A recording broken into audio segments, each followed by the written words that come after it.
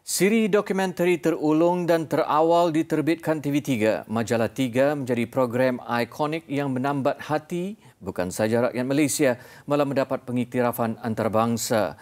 Unggul dalam kelasnya tersendiri, apakah kunci yang menjadikan Majalah 3 gemilang dan pernah mencetus fenomena?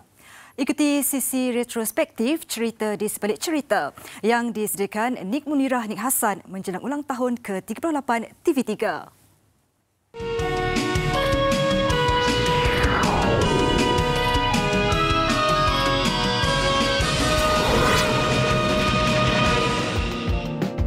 Detik 9 malam, tidak kira Isnin, Selasa maupun Sabtu waktu siarannya, Majalah 3 menjadi pelengkap mingguan penonton sehingga pernah mencecah 4 juta tontonan. Mula bersiaran secara rasmi pada 1 Januari 1985, Majalah 3 tampil membawa pendekatan berbeza dan terperinci terhadap isu semasa dan sisi setempat untuk tatapan umum. Memasuki tahun ke-37 siarannya, jenama Majalah 3 masih gah dan terbukti ditonton berbagai lapisan masyarakat dan generasi. Menerusi undian di media sosial, 75% tahu mengenai program ini. Menonton Majalah 3 bersama seisi keluarga merupakan salah satu kenangan yang masih saya ingat sehingga kini. Antara segmen yang menarik minat kami semestinya segmen yang memaparkan makanan-makanan unik dan juga tempat-tempat menarik di seluruh Malaysia. Dalam pemilihan isu pula, setiap aspek merangkumi pelbagai sudut diteliti dan diperincikan bagi memastikan hanya karya yang benar-benar berkualiti tinggi diterbitkan. Sehinggakan suatu ketika dulu, keterujaan kreativiti editorial menurut bekas penerbit Majalah 3 Zakia Abdul Rahim turut mengundang panik di seluruh negara. So saya dengan Hisham kita bergandingan menggemparkan satu Malaysia dengan cerita kononnya Langkawi diserang oleh musuh. Langkawi ditawan dan kita punya tentera kita cuba ambil alih, take over, and it was a shocking. Satu Malaysia terkejut.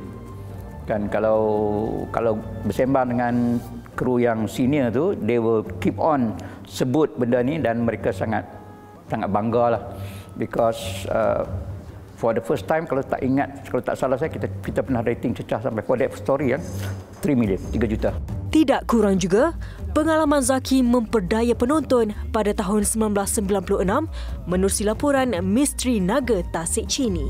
Misteri Tasik Chini mungkin terpendam di telan usia, tetapi 1001 kisah mengenainya menentukan arah haluan Tasik Chini pada masa depan. Saya buat underwater, saya explore hutan, saya goyangkan rumput-rumput yang terapung tu seolah-olah kita ni diintai oleh naga. And then kebetulan hujan. So hujan tu pun saya kata no, we have to go out. Itu yang kru tak shock sikit tu.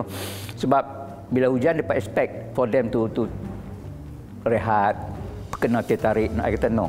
And then it end up Naga Tasik Chini tu mendapat rating 2 million plus saya rasa.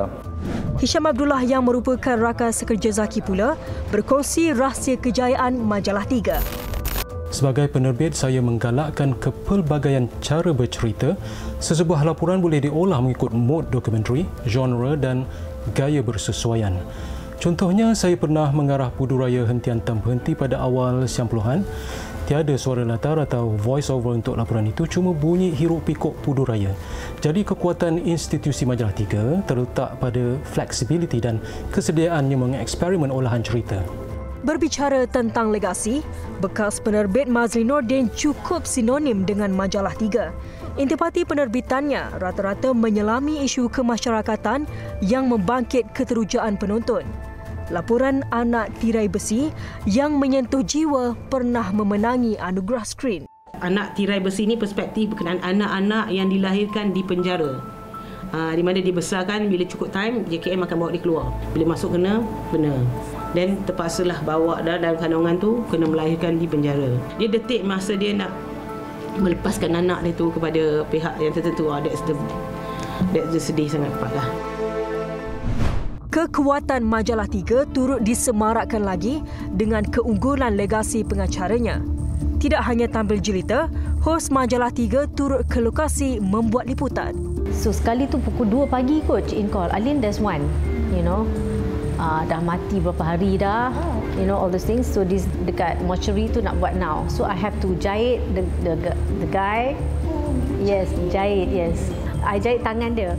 Waktu tu dia kena release the darah dia dulu. Dia cucuk one chemical that make look fresh. Waktu dia cucuk tu you feel, you nampak dia macam alive. Waktu tu macam scary sangat because suddenly it goes like, you know, macam dalam movie tu. Perasaan ni macam tu? Perasaan I macam, sempat ke Cik nak editing lagi?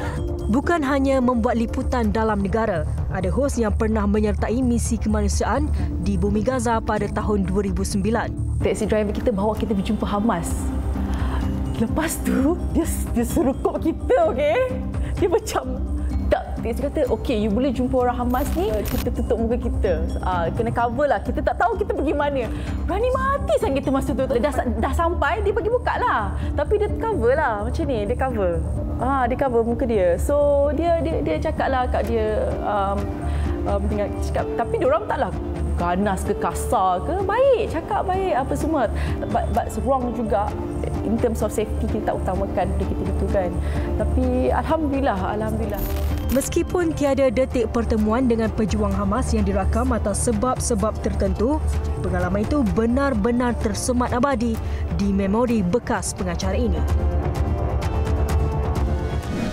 37 tahun deretan sejarah dan pengalaman menjadi coretan paparan penonton. Majalah 3 terbukti menyajikan bukan sahaja fakta dan data peristiwa, malahan interpretasi jiwa dengan caranya yang tersendiri. Dengan sifatnya ini jugalah Majalah 3 terus relevan dalam menjadi jambatan menghubungkan kelompok dengan kaum masyarakat Malaysia. Nik Munirah, Nik Hassan, TV3. Ahad ini 10 malam, Majalah 3. Silap Majalah 3. Sorry. Ekosistem di kawasan laut. Lupa. Dan kita juga dapat saksikan di sini najis-najis Gaza. Bagi pengeluar barangan berasaskan, sorry bang. Haram pada tahun... apa aku cakap ni? Mereka yang mengalami penyakit ini boleh... Namun jika anda Allah 7 April 1996